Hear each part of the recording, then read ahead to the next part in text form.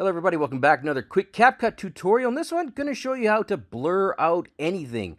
Blur out faces, blur out objects, blur out license plates, you name it. I'm going to show you how to do it, and I'm going to show you how to do it in motion. Look at this here. You'll see the camera is moving all over the place, but the blur always stays on the criminal's face. How did I do that? I'm going to show you how to do this. It should take about 90 seconds or so. Let's go.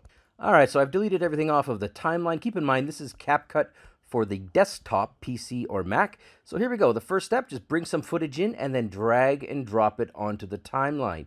Immediately after that, you can do the two things. You can drag the footage on top of it again, so you've got both pieces of footage where you need them to be. Alternatively, I'll delete that. I can actually go ahead and hold down the Option key on a Mac, Alt key on a PC, and push up, and that creates a duplicate copy. So that's step one. All right, so the next step is on the bottom video, making sure you've selected the bottom video. Click on this little eyeball that says hide track. We're going to hide this for now, and then we're going to turn it on at the end so you can see how the effect turned out. So there we go. We've turned that off. Now I'm going to click back onto the top track, and then on the right side under video, we have a few options. What we want to do is we want to select the masking option. Now, under mask, you're going to see a few different styles of mask, depending on what you're going for. In this case, I'm going for a circle blur, but if you wanted to do a rectangular blur, go nuts. Here it is. And I'll also even show you how to do a background blur. But here is the circle blur, and this is a circle mask. So I'm just going to go ahead and click on circle, and you'll see here we get this circle with some crosshairs looking in it. And now I'm just going to click on it, and I'm going to move it over the area that I want to blur. Now, this is a little bit too big compared to what I want, so I'm just going to go ahead and pull it in. Keep in mind that it is generally better to have more things blurred if you have a little bit outside the lines than to underblur, because that can lead to, big trouble. So it just, a little bit extra never hurts. Okay, there we go. Now under here, we're going to see the feather option.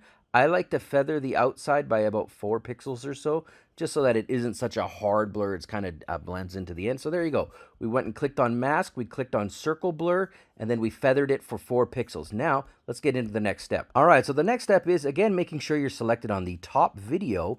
We are going to have to move this circle or the mask, because in this video, his head moves around. Now, if you don't have that in your video and it's just a solid object or a solid something and it doesn't move around, you don't need to follow this step. But if it moves a little bit, here's how you do it. So under the mask, you'll see, of course, we've got our mask selected.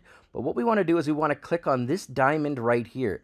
This adds a keyframe. And what this is going to allow us to do now is it allows us to move the mask. So we're going to basically move the blur. So I'm going to go forward a little bit here.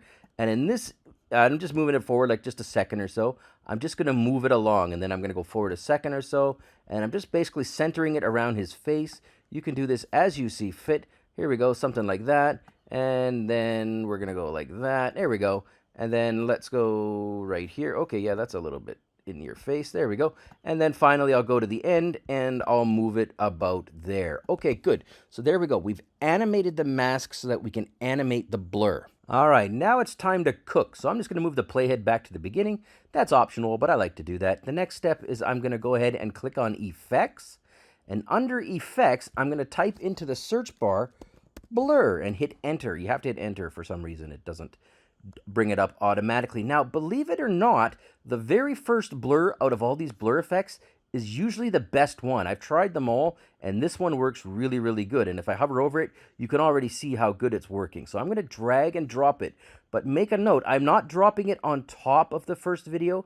I'm dropping, on top of the video track. I'm actually dropping it onto the video itself. And it's a very important point, because if this is purple and it's in a video track, it won't work. So I've gone ahead and dropped it onto the video just like that.